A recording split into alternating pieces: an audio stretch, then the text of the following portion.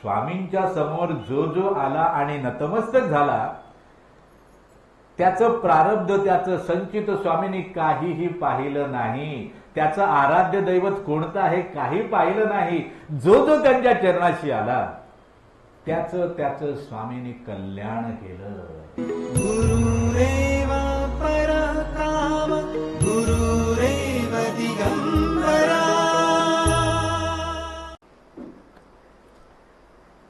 रम्य अशा अवंती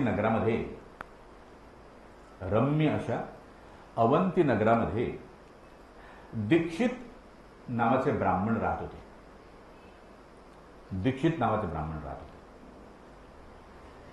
यज्ञ अनुष्ठान करणारे सत्कुलोत्पन्न सदाचारी, वेद वेदांत शास्त्राचं ज्ञान असणारे.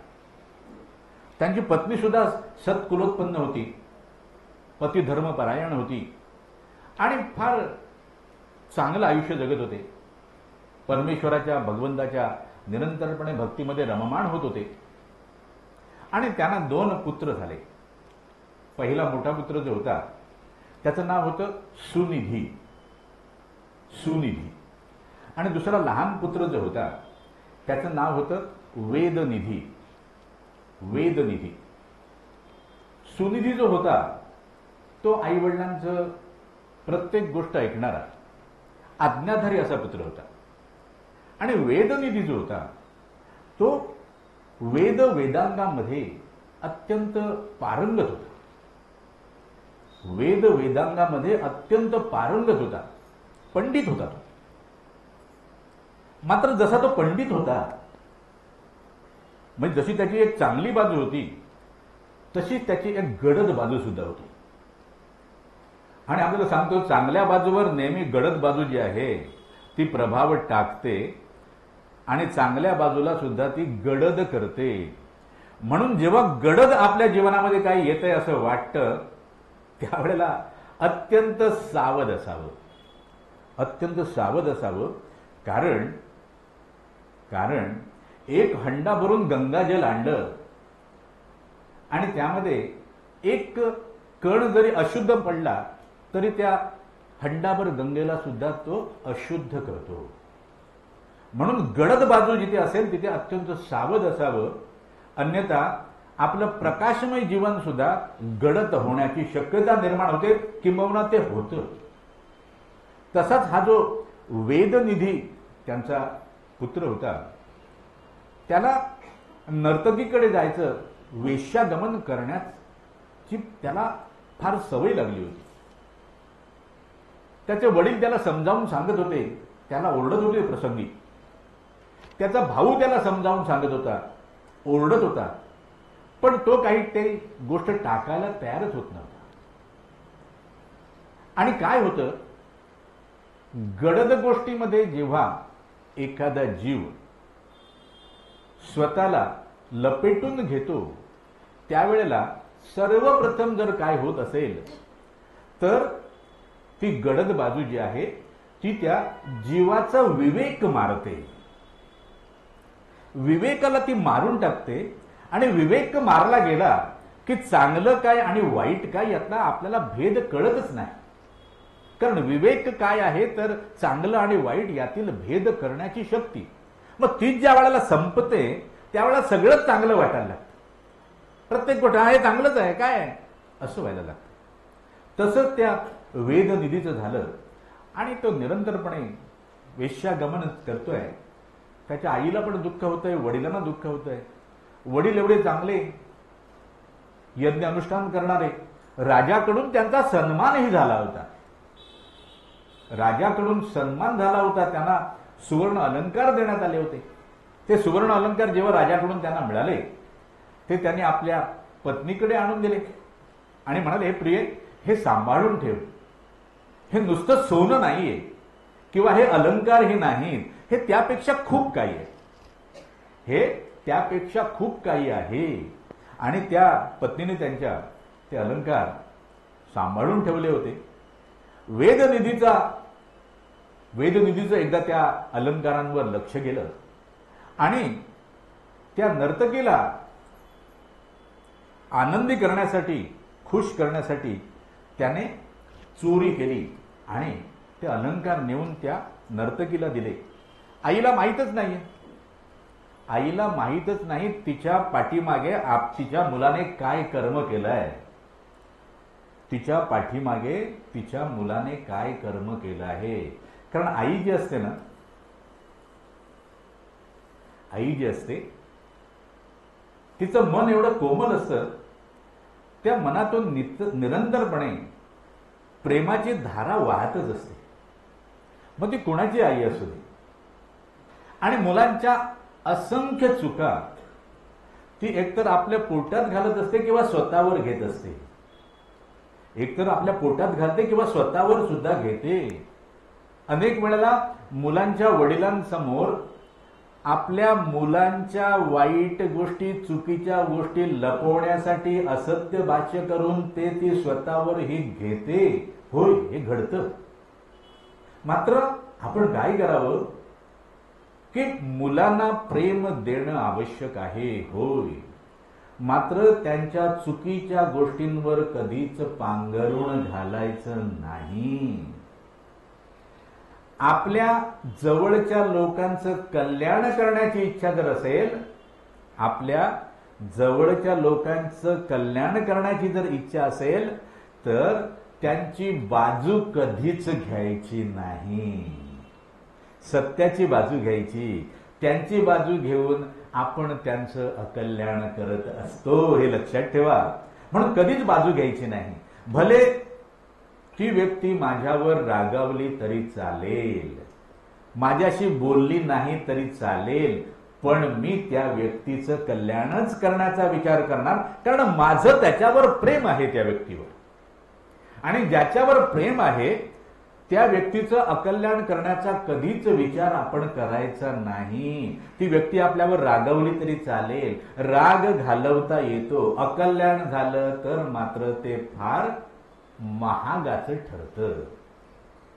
त्या मातेने दागिने ठेवले होते, ते त्याने त्या नर्तकीला देऊन दिले.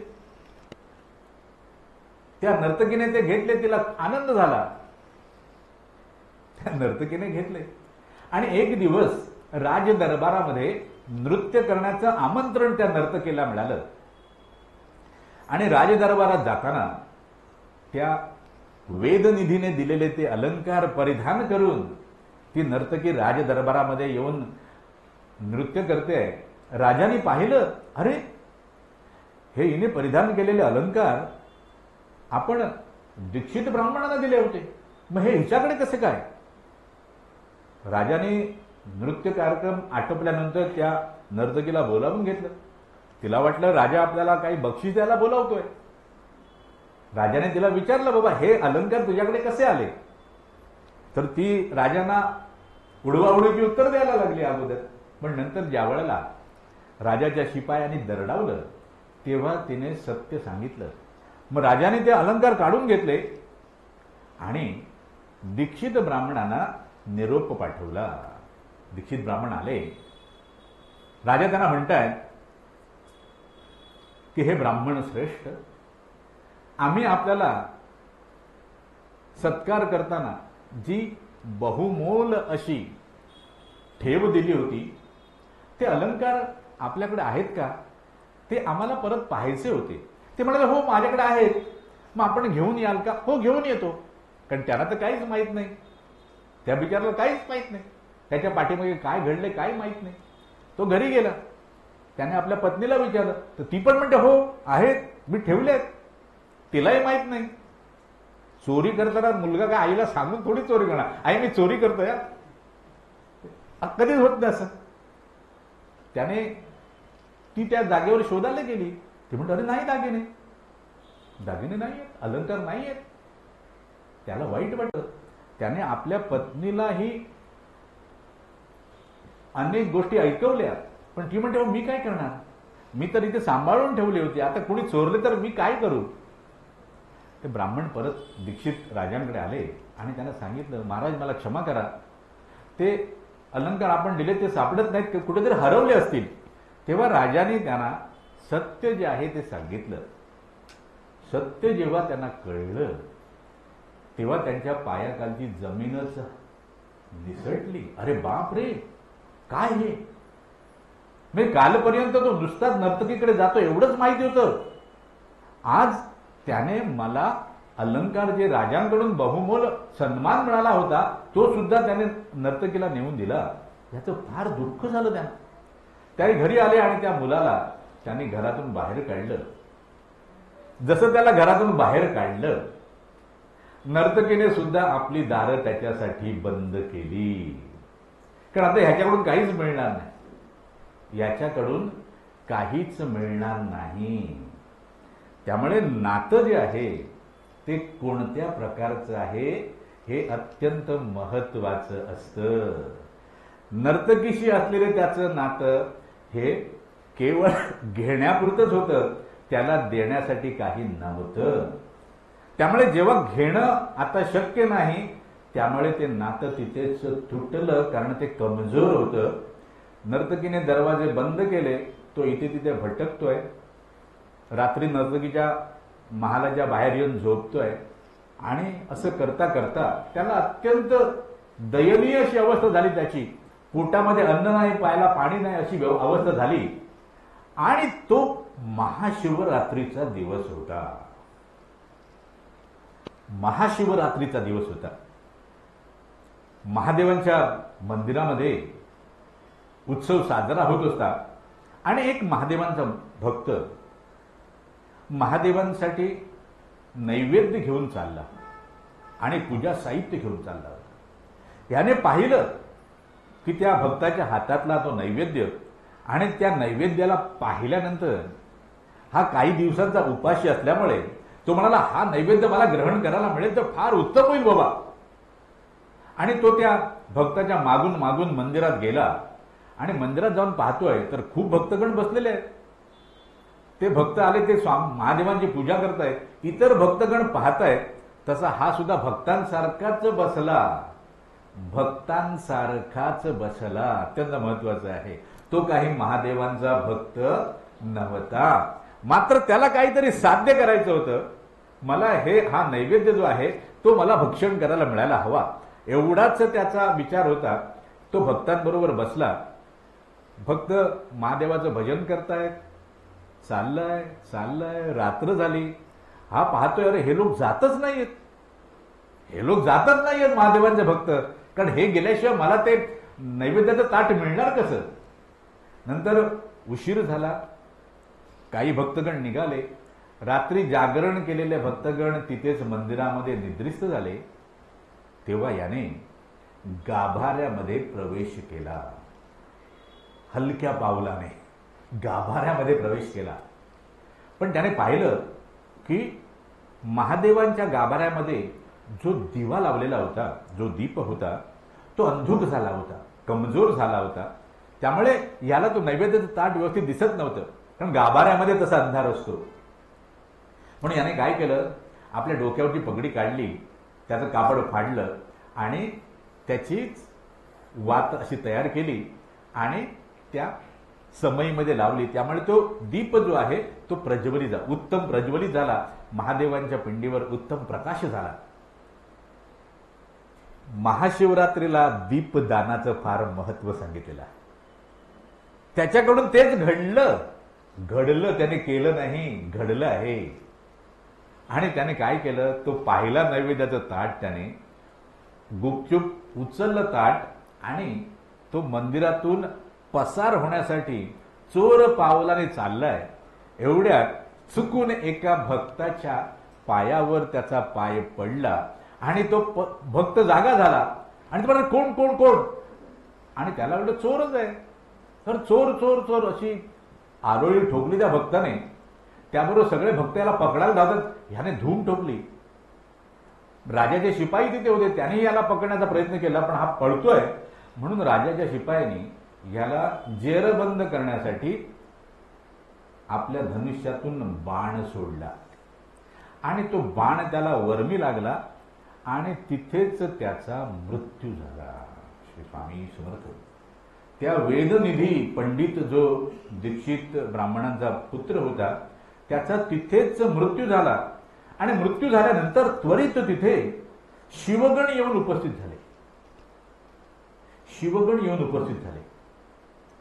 यमदूतही तिथे आले आणि यमदूत आणि शिवगण यांचं दोघांचं भांडण जुंपलं त्या पाप आचरण करणाऱ्या त्या जीवासाठी. बघा, आपण शिवगण म्हणतात तुम्ही इथे कशाला आलात, यमदूतांना म्हणतात याच्याकडून पापाचरण जरी घडलं असलं तरी आज महाशिवरात्रीला याच्याकडून पुण्य घडलं आहे. ते म्हणाले कसं काय? ते म्हणाले हा भजन करत होता, याने दीपदान केलं, याच्याकडून जागरण घडलंय, त्यामुळे निव्वळ हे अनवधानाने जरी घडलं असलं तरी सुद्धा आज महाशिवरात्री असल्याने महाशिवरात्रीचं महात्म्य असं आहे की अनवधानाने जरी एखादी गोष्ट घडली तरी या जीवाची सगळी पाप दग्ध झाली आहे. पण ते यमदूत काही ऐकायला तयार नव्हते. म्हणून मग यमदूत आणि शिवगण यमराजांकडे आले. यमराजांनी शिवगणांना पाहिल्यानंतर यमराजांनी पहिला नमस्कार केला. शिवगण आहेत ते लक्षात घ्या, शिवगण आहेत. जसं स्वामी भक्तांना पाहिल्यानंतर आपण वारे स्वामी भक्त आहेत. स्वामी भक्त असणं ही फार मोठी गोष्ट आहे, कारण स्वामी भक्तांच्या ठाई स्वामींचा वास असतो, म्हणून तो स्वामी भक्त आहे. आणि स्वामी भक्त हा नित्य वंदनीय आहे. होय, तसंच शिवगणांना पाहिल्यानंतर यमराजांनी नमस्कार वंदन केलं आणि त्या ब्राह्मणाला नमस्कार केला. शिवगण म्हणाले याने शिवरात्रीला आज त्याच्याकडून असं घडलंय. यमराज म्हणाले होय, त्याची सगळी पापं दग्ध झाली आहेत. आणि त्याने त्या ब्राह्मणाला नमस्कार केला, वेदनिधीला, आणि काय म्हणतात, अरे बाबा तू फार भाग्यशाली आहेस, तू फार भाग्यशाली आहेस. आणि त्यानंतर यमराजाने त्याला पुनर्जन्म दिला. एका नगराचा राजा केलं, त्याला एका नगराचा राजा केलं आणि त्या राज्यामध्ये त्याला जन्म प्राप्त झाला. तो राजा झाला आणि तो शिवभक्त झाला. त्याने प्रत्येकाला राज्यामध्ये शिवभक्त केलं. महादेवाची मंदिरं उभारली. महाशिवरात्री व्रताचं तो सगळ्यांना महात्म्य सांगत होता. प्रत्येक नागरिकाला तो दीपदान करायला सांगत होता. प्रत्येक नागरिकाला शिवमंदिरामध्ये दीपदान करायला सांगत होता. आणि अशा प्रकारे निव्वळ अनवधानाने महाशिवरात्रीच्या दिवशी शिवांचं भजन घडलं, दीपदान घडलं, जागरण घडलं. त्यामुळे त्याची सर्व पाप दग्ध झाली. आता महत्वाचा मुद्दा काय आहे की मग त्याला मुक्ती का नाही मिळाली? मग त्याला मुक्ती का नाही मिळाली? शिवाने त्याला मुक्ती का नाही दिली? तर मुक्ती होण्यासाठी, मुक्ती प्राप्त होण्यासाठी केवळ पाप दग्ध होऊन चालत नाही, तिथे पुण्यकर्म सुद्धा दग्ध व्हावी लागतात. म्हणून भगवंताने म्हटलंय की स्वस्वरूपाचं ज्ञान झालं, स्वस्वरूपाचं ज्ञान झालं, आत्मस्वरूपाचं ज्ञान झालं की सर्व कर्म दग्ध होतात, चांगली आणि वाईट. आणि ती सगळी कर्म दग्ध झाल्याशिवाय मोक्षाचा अधिकारी काही होता येत नाही. कारण प्रत्येक कर्म जे आहे, चांगलं किंवा वाईट, हे पुनर्जन्माचं कारण आहे. त्यामुळे चांगले भोग सुद्धा भोगण्यासाठी जन्म घ्यावाच लागतो. त्यामुळे नुसतीच पाप दग्ध झाली की मुक्ती मिळत नाही, मात्र सगळीच कर्म जर दग्ध झाली तर मात्र मोक्षाचा अधिकारी होता येतं.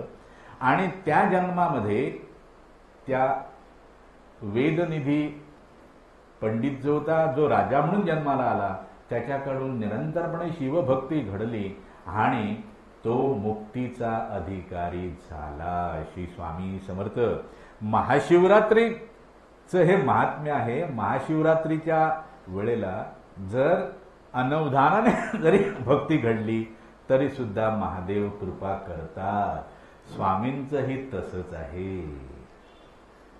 स्वामींच्या समोर जो आला, स्वामींच्या समोर जो आला आणि नतमस्तक झाला, त्याचं प्रारब्ध, त्याचं संचित स्वामींनी काहीही पाहिलं नाही. त्याचं आराध्य दैवत कोणतं आहे काही पाहिलं नाही. जो त्यांच्या चरणाशी आला त्याचं स्वामींनी कल्याण केलं. होय, त्या प्रत्येक जीवावर स्वामींनी कृपा केली. म्हणून आपण काय करावं? आपल्याला स्वामी चरणाशी स्वामींनी थारा दिलेला आहे. आपले जे नातेवाईक आहेत, आपल्या जवळचे लोक आहेत, आपले मित्र आहेत, आपले आप्त इष्ट आहेत, त्यांचं सुद्धा कल्याण व्हावं म्हणून आपण श्री स्वामी समर्थ चरणांचं आणि श्री स्वामी समर्थ नामाचं महत्व, महात्म्य त्यांना सांगण्याचा प्रामाणिक प्रयत्न करावा. त्यांच्या मागे मात्र लागू नये. हे सोनं आहे बाबा, तू घेतलंस तर तुझ्या जीवनाचं सोनं होईल. आता घ्यायचं किंवा नाही हे पूर्णतः त्या जीवाच्या प्रारब्धावर अवलंबून असतं. मात्र आपण निमित्त जरूर व्हावं. जो भेटेल त्याला सांगावं. त्याने वेडं म्हटलं तरी चालेल, कारण वेडं होणं ही जगात फार कठीण गोष्ट आहे बाबा. वेड लागणं ही फार कठीण गोष्ट आहे. त्यामुळे लोकांनी आपल्याला वेडं म्हटलं तरी चालेल, पण विश्वकल्याणाचा विचार लक्षात ठेवून आपण जो भेटेल त्यांना स्वामी नामाचं आणि स्वामी चरणाचं महत्व सांगावं. आपल्याला आलेला एखादा अनुभवही सांगावा. मला आलेला अनुभव मी दुसऱ्याला सांगितला तर स्वामी मला अनुभव देणार नाहीत, ही अंधश्रद्धा आहे. स्वामी भक्तांच्या ठाई अंधश्रद्धा यत्किंचित असता कामा नाही, कारण स्वामी चरणी निरंतरपणे ज्ञानाचा प्रकाश आहे.